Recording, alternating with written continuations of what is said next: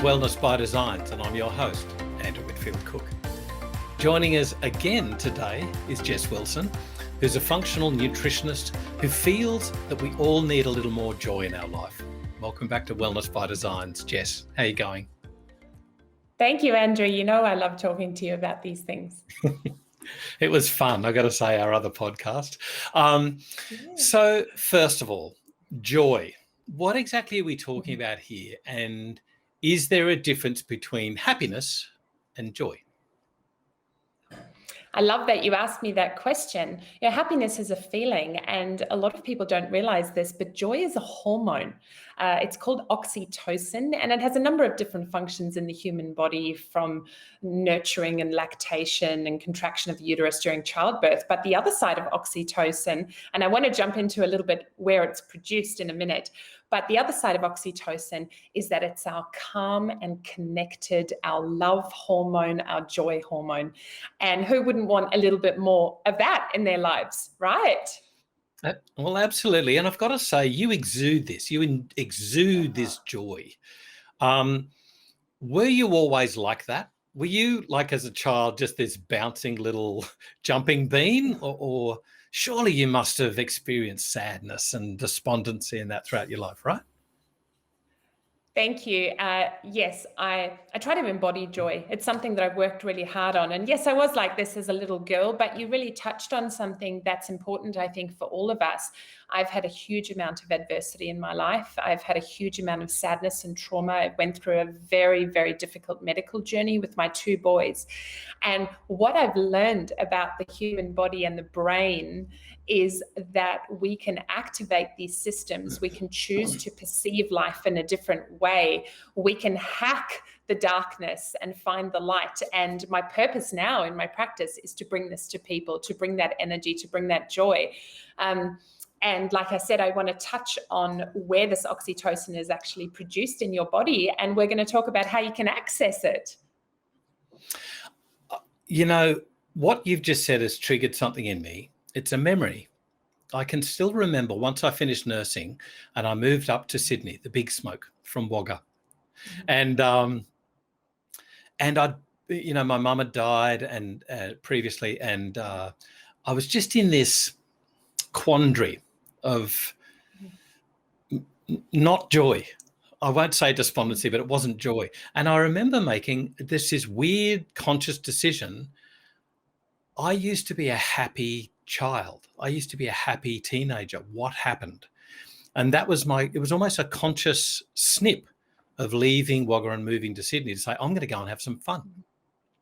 Mm-hmm. But it wasn't until I read Andrew Matthews, his book, and I'll give this man a shout out. So there's Being Happy, Making Friends, Follow Your Heart.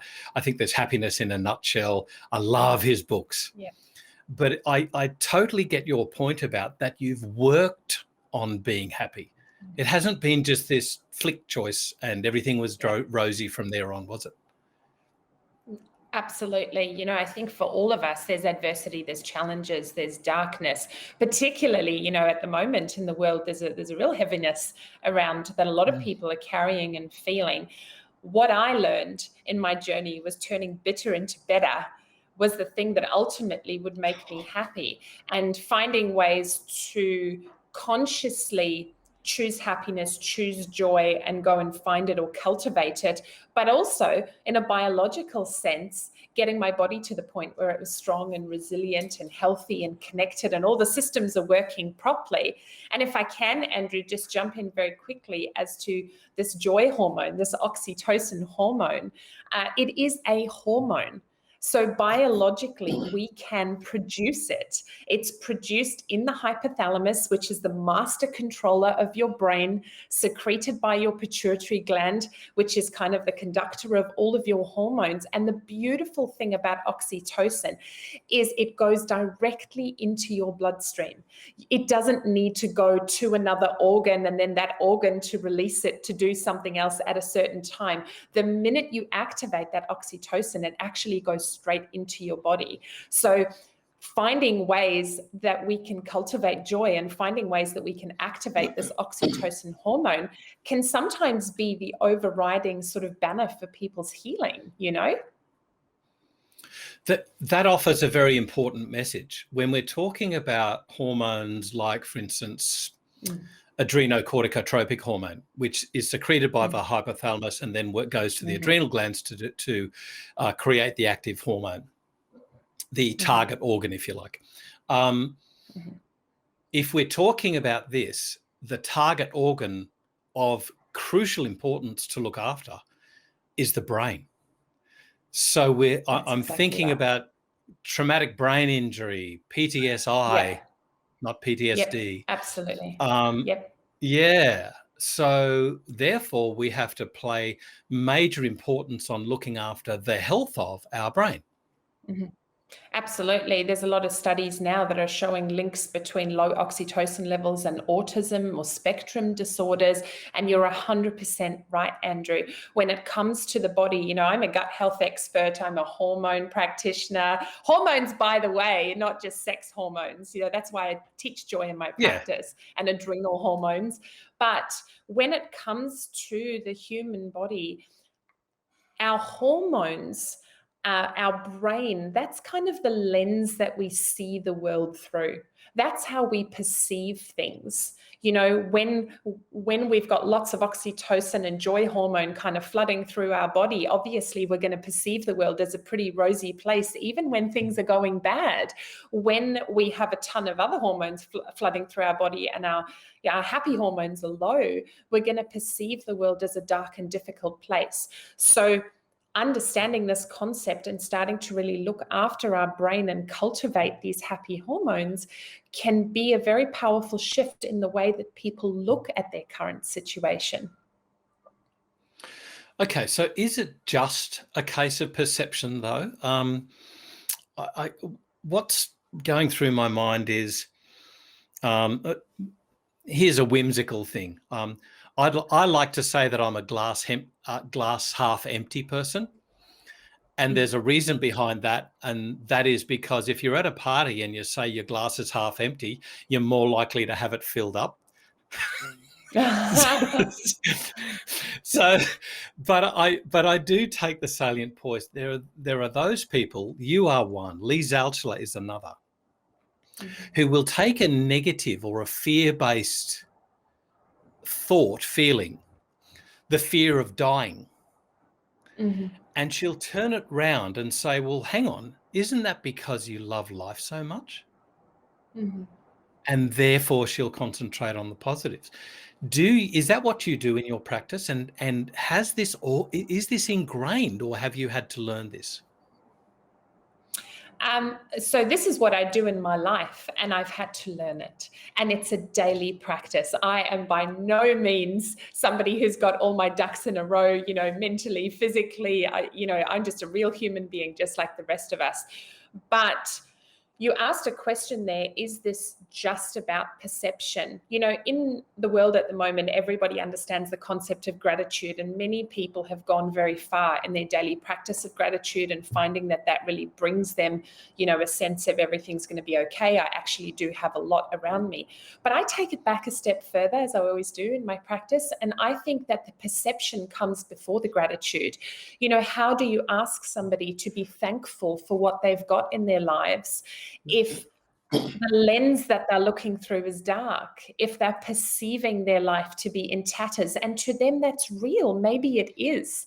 So holding those feelings, acknowledging those feelings, but then finding ways to put that different spin on it often has to come long before we can be journaling, you know, what we're finding good in our day. So the perception for me, I think, really comes first. So I say to my clients, I'll give you an example, Andrew, of how this would look sort of in a nutrition practice. I do weekly coaching with my clients on nutrition. It's one of the many services that I offer. And I say to my clients, this is not about me monitoring what you're eating or expecting you to be perfect. It's a learning journey for you and I over the coming weeks to see what your patterns are, what your behaviors are. We'll go through all the ups and downs together and we'll unpack it along the way. So here's an example of what we're talking about. Somebody comes to me and says, look, I've fallen off the wagon, you know, Friday night, I just ate all the pizza and I'm so disappointed in myself and my gut's a mess now and I'm bloated and haven't I undone all the hard work that I've put in? And I say to them, this is great. I'm so proud of you. This is amazing. Now we have information. We know what your body's trying to tell us. We can definitively say, you do not agree with bread. This is a great Right. moment. And they sort of look at me and they go, what are you talking about? It's all about the perception. And I go, that's great, because now we can learn from this. We can do better. We can acknowledge. So that's just a very small example of how you could put that into your daily life. As long as we are not being blind to these things, as long as we're learning from them, as long as there are silver linings somewhere along the way, we can shift our perception and activate that joy at any point. I'm just overjoyed that you've said this, because it conjures up so many memories, but also important points of what you say. One of the things that you said there was telling, I think, as to why your clients would love you so much. And that is that you go through that journey together. Is this a big lesson that we all need to make about walking alongside people, and being their advocate, their best supporter, their best cheerleader for their journey? Yeah. And therein lies this concept of human connection and the village, Andrew. We were born to be connected to people, and I believe it is a basic human need. We all need help. We all have different skill sets. We all have something to offer people. Why should we have to go it alone? Why should we have to try to figure this out on our own? I think you're 100% right. Being able to connect with other people who understand, who are just there to walk beside you and go, okay, what are we learning from this? Ultimately, you're still doing the work as a client, but as a practitioner, to be there alongside that person and be guiding them into that brain space of, how is your body feeling? What are we learning? What is it trying to tell you? Ultimately, that's where people will do the work. Oh, there's so many things going around in my head. There's so many messages. Like, if this is the case, and what you said about, I went off the wagon, I ate all the bad foods, and now I feel rotten and disappointed. We've all been there. We go and we have a spack out moment, and we go and eat some junk food. And the classic one is the takeaway burgers, and you think you're enjoying it. You eat it too fast, and it's not very long, 10 minutes, before you go, oh, that was a real mistake. Like, oh my God, like, that's horrible. I just feel horrible now. Yet we do it again. So we need to really think about, well, that's what happened last time. What do you think is going to be different next time you do it? Like, how do you address that, the old habits die hard thing with your clients? Look, I think ultimately, if we're talking in a clinical sense, you have to get people to the point with their nutrition and their health where they're actually feeling good, so that when they feel bad, they realize that they don't want to feel like that anymore. So what I say to people in those moments, we've probably gone through 2 weeks of nutrition coaching, they've done really well, they've been, energy's coming back, they're starting to feel really good, and then they have that moment and they go, oh, I just feel so awful and I'm so bloated. And the thing that I say to people is, remember that you used to feel like that all the time. You used to feel like that every day because you were eating like this every day. And now you felt like that once, and we're going to get over it. I'll give you a bit of a rescue strategy. We'll do the work. We'll get back on the wagon. But can you see now how much better you can feel? Because people don't know how good their body is designed to feel. When we say to them, what if I said to you, you could wake up in the morning, bouncing out of bed, you could go all day, do all the things, feel absolutely amazing, and sleep like a baby at night, not have any pain, no bloating, no problems with your menstrual cycles, your life pretty much every day, and you're happy. And they go, oh, I don't know, this girl's, on the same planet. But that's our default mode, right? Our default mode is health and happiness. So yes, it's not unrealistic to assume that we could get back to factory standard. Right. It isn't. I love your language. I love the way that you think. That, like, I had to write this down. Bitter into better. It's Yes. perfect. But also your default mode. Getting things back to factory standard. It's wonderful language that gels with everybody. How though do we activate oxytocin and experience joy? How do we even get to that? Okay, so here's the kicker, right? It's not complicated. There are simple things that you can do in your daily life that will literally activate this hormone. So it's not like some special thing that you have to do. There are simple daily practices. And Andrew, when I talk about this, I know that you're going to go, hang on, this is just normal stuff. And somehow we're missing it. So for example, things like natural light. Now, this sounds really funny. You think, how's natural light going to make me happy? Remember, we're talking about a biological process in the brain. Getting exposure, particularly to morning light, to feel the sun on your face, to understand what time of day it is, have your cup of coffee as you walk around the garden, that activates oxytocin. It activates your calm and connected system, which is really where oxytocin sits. It's the part of your body that feels safe, secure, connected to your environment and to other people. You trust where you are. You're not in fight or flight, right? So exposure to natural light is a big one. And how many of us are spending 8, 9, 10, 16 hours a day under artificial light? So that's a super simple one that everybody can do. Just spend 10 minutes outside in your garden during the day, Obviously, there's things like, you go.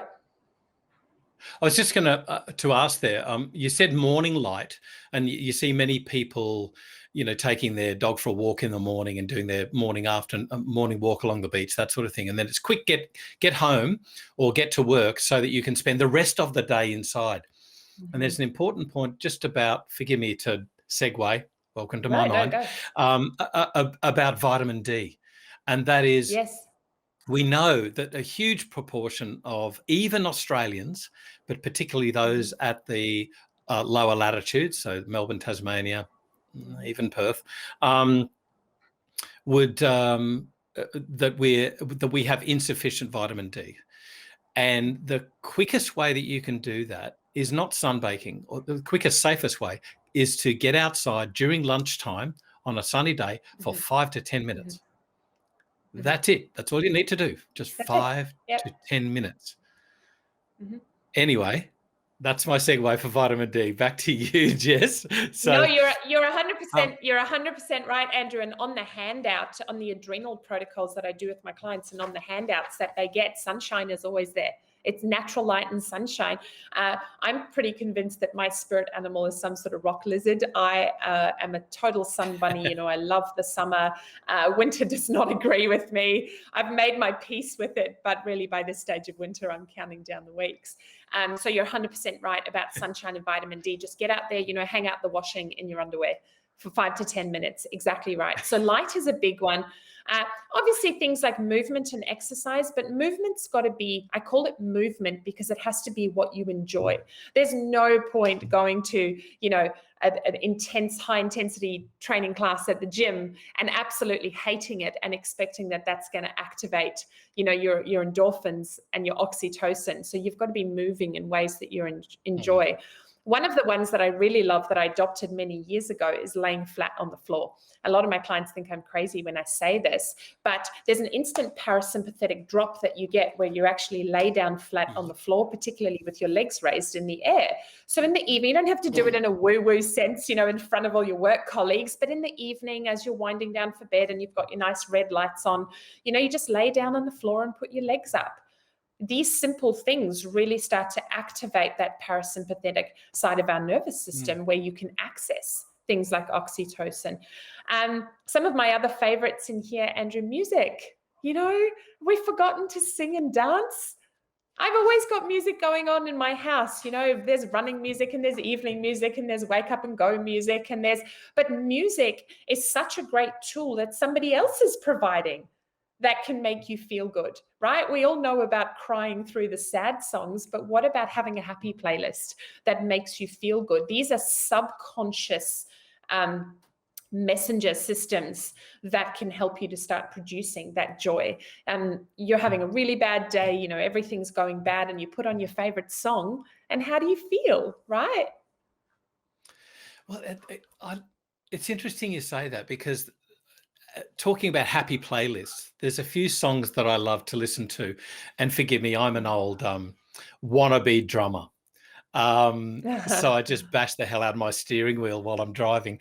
But there's the happy playlists, but also the sad playlists. And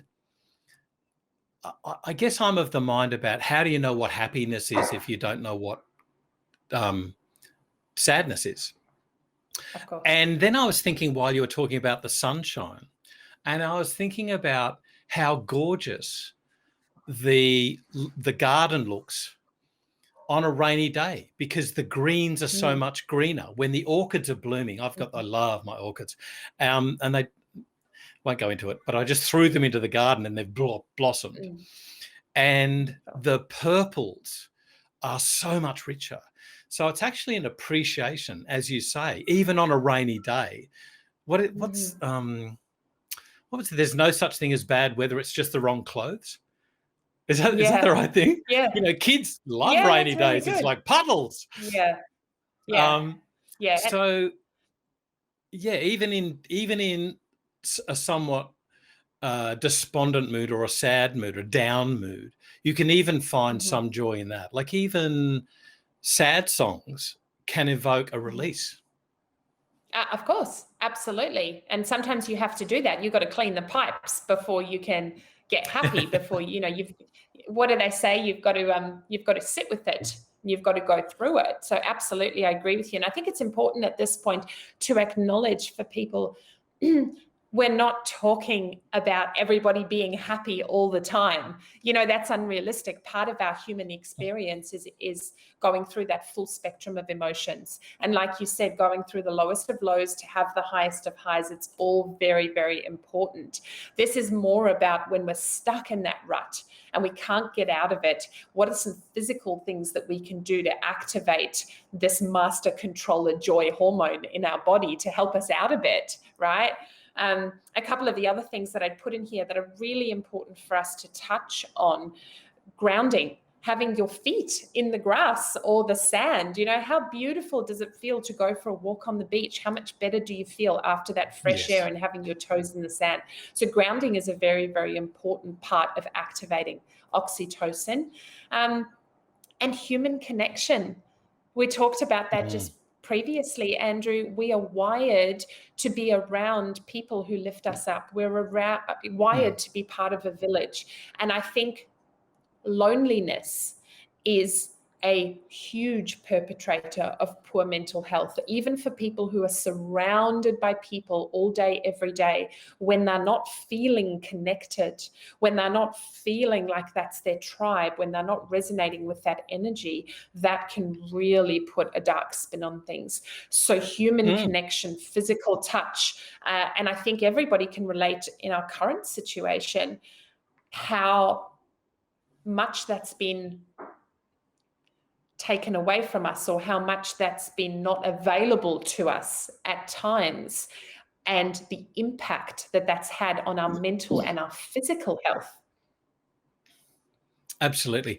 You know, you remind me of a trial that was done it was done by Endeavour College of Natural Medicine at the Alfred Hospital in Victoria, and it was on cardiovascular patients, heart surgery patients, so valve replacements and coronary artery bypass grafts, cabbages. And one of the arms of this study was looking at pain relief. And the only intervention was a massage. They couldn't do a chest massage or a shoulder massage because some of these patients, many of them, had had their sternum cracked open to do a coronary artery bypass graft. And so they had to think, well, what is an appropriate massage that isn't going to be invasive or confrontational to people? The only thing that they did was a foot massage. And yet just that human touch, that sense of connection and of care, decreased pain medications by 50% and inotropes by 30%. I think that was how they judged it. That is, forget how nice it is. Let's be really mercenary about it. That's a cost saving for the healthcare system. Why is massage not offered to every single patient in every single hospital for every single patient episode? It's insane. Because the mainstream medical model doesn't believe what we're saying. It's not. Yet I'll bet you any money these doctors go for a massage. Yeah, of course. But that connection, we've talked about disconnect before, like the penny is not dropping there somehow, Andrew, but you're 100%. And what I was thinking about as you were saying that, because you said it was the reduction in pain medication by 50%. And the first thing that comes up for me is, what is the real pain then for people? Is it the physical pain of the surgery? Or what's the pain that we're talking about? And perhaps the reason the pain medication doesn't work as a pill is because it's not that kind of pain. Oh, you're a good thinker. Oh my goodness. That's a whole angle of research. Forgive me, I'm bringing this back to practical guidelines. I'm bringing this back to what we've found out now. Paracetamol was the drug that was proven to help lower back pain. Not now, it's not. So I get your point. What else is there? With increased stressors in daily life, is that what's really driving that pain? If we took that away, or if we address that and listen to you to turn our life around, our viewpoint around, oh my goodness, you could be a healthcare saver of millions, Jess. Thanks, Andrew. I'm just going to sit in my corner and do my little thing and hopefully reach a bunch of people. But I really think that this is important, because the things that we've talked about today, human connection, having a coffee with a friend. I know it's difficult sometimes in the current climate. Getting exposure to natural light, putting your feet in the grass or the sand, laying down on the floor for a bit, playing your favorite music. These are not difficult things that are out of reach. These are part of a healthy, normal human experience. And we have to start raising the question, this disease of busyness that we have, or this rut that we've become stuck in, how have we allowed these basic human needs to fall by the wayside?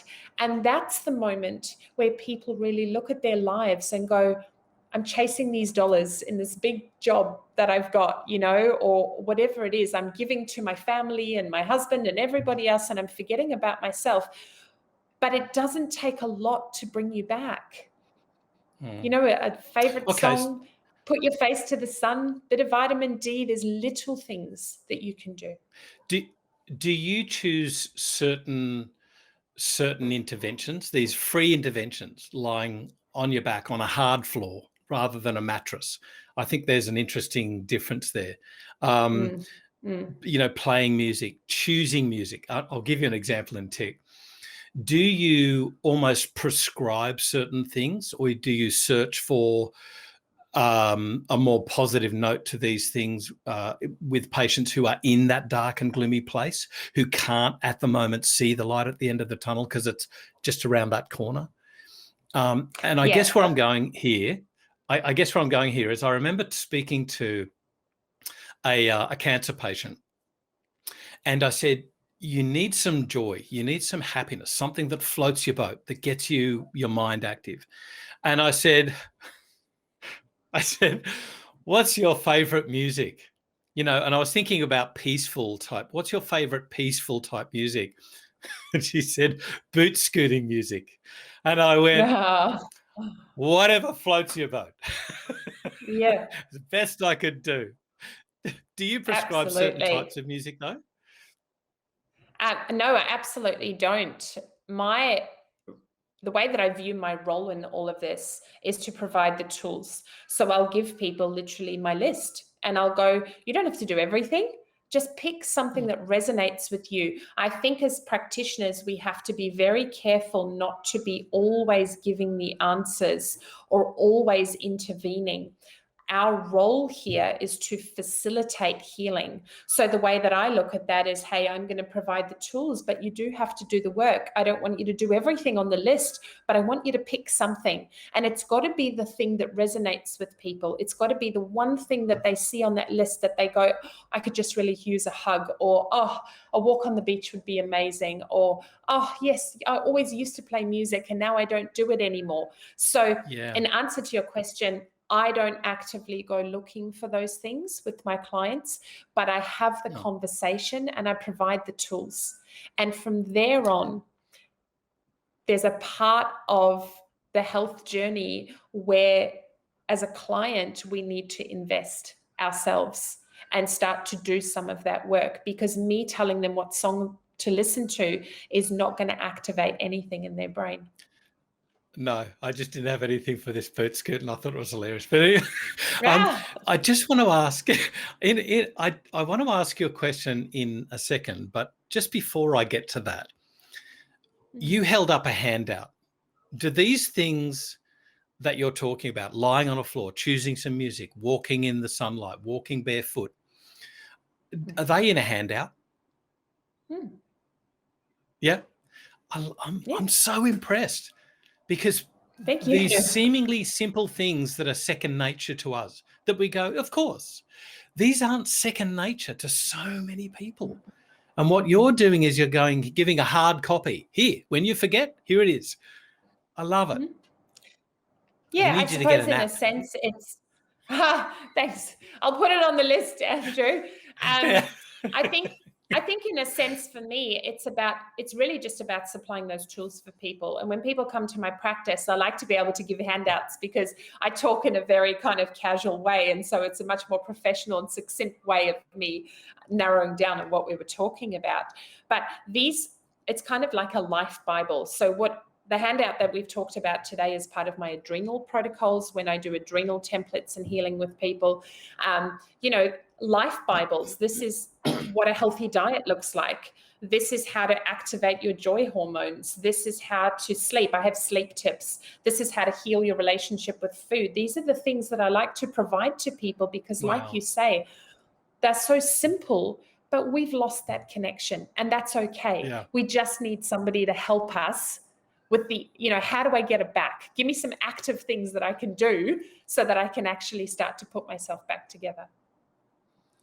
Okay, so you mentioned there your gut, and obviously our mind and our gut, there's a super highway. We definitely know that, depending on the textbook or the person you're talking to, it's like between 90 and 95% of your serotonin is made in your gut by your gut cells. But we've also recently elucidated dopamine receptors, not dopamine receptors, forgive me. Was it dopamine receptors in your gut? And this was previously challenged. Now they've found them. So we now know that the brain hormones, the neurotransmitters in the brain, also have activities in our gut. So this follows on with not just serotonin, which is like alertness, but also dopamine. So how do we therefore make the link between joy and a healthy gut? How important is it? I think the easiest way to explain that is to give a scenario, right? So remember that time that you went and you ate that burger and 20 minutes later it was feeling heavy and you're going, oh, I don't know if that was such a good idea. The next morning you wake up, your gut is heavy and you're constipated. And the resultant brain activity from that is that you're forgetful and you're brain foggy and you feel a bit sad and depressed and blue. That's the best kind of explanation for people to go, oh yeah, that's definitely me. Every time I eat bread, I feel like I'm sad for 3 days. How that kind of works in the body is exactly what you said in terms of our information highway, the vagus nerve, right? So everything's traveling up and down between the gut and the brain.